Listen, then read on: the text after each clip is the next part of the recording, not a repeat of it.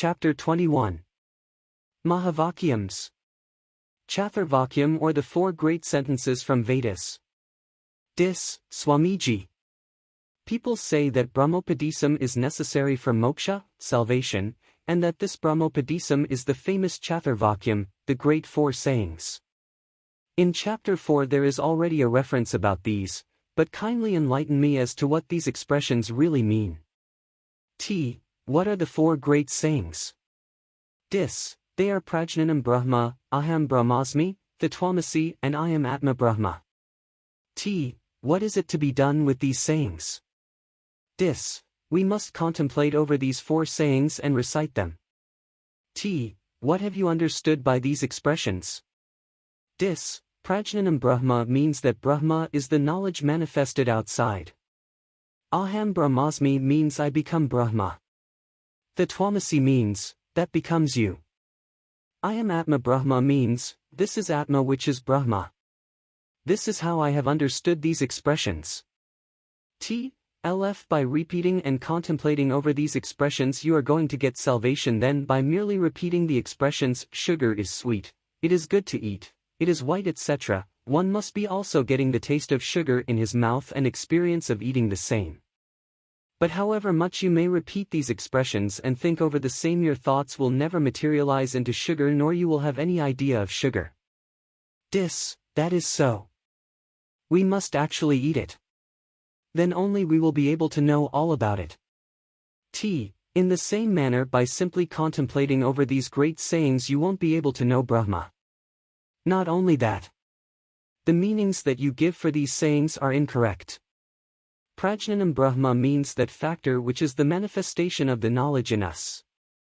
It is this factor that knows or interprets all that we see or hear or smell or taste or feel. It has been already said that it is not the five senses that know or interprets. It is something else that knows. This knowing factor is the mind. This mind or the knowledge is disintegrated and distraced in a number of ways.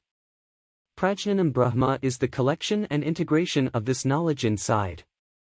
When we collect and concentrate all the outflowing energy inside us, there is no perception of anything that is outside. Even the expression Prajnanam Brahma gets obliterated. There is nothing for you then to recite or contemplate. Aham Brahmasmi means this only. The sound akaram or indicates the void, and the sound ham indicates nature.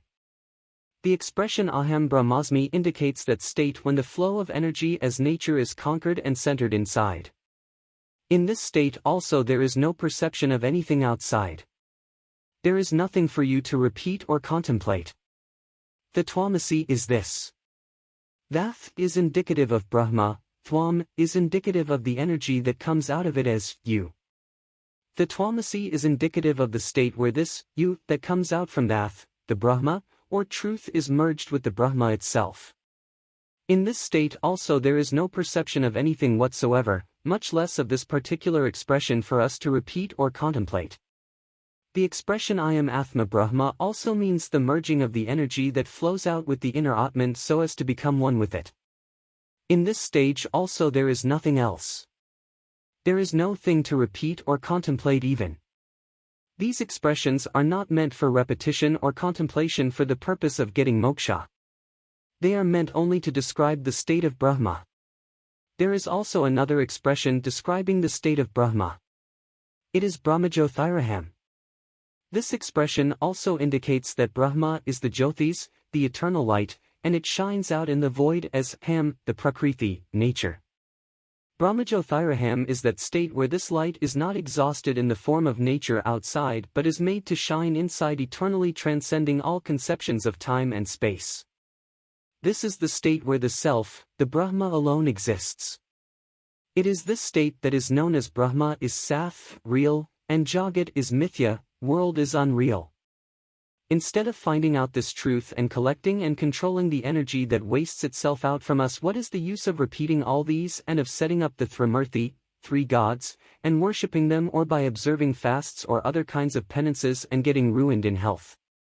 What is also the use of sacrificing innocent animals or preferring rituals where you eat the dead bodies of other animals and drink intoxicating liquor like toddy and arak in the name of the worship of gods?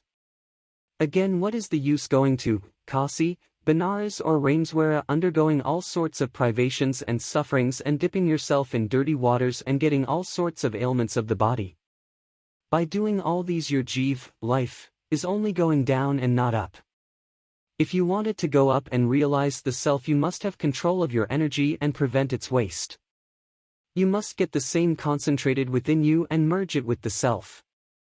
Without doing this there is no other hope.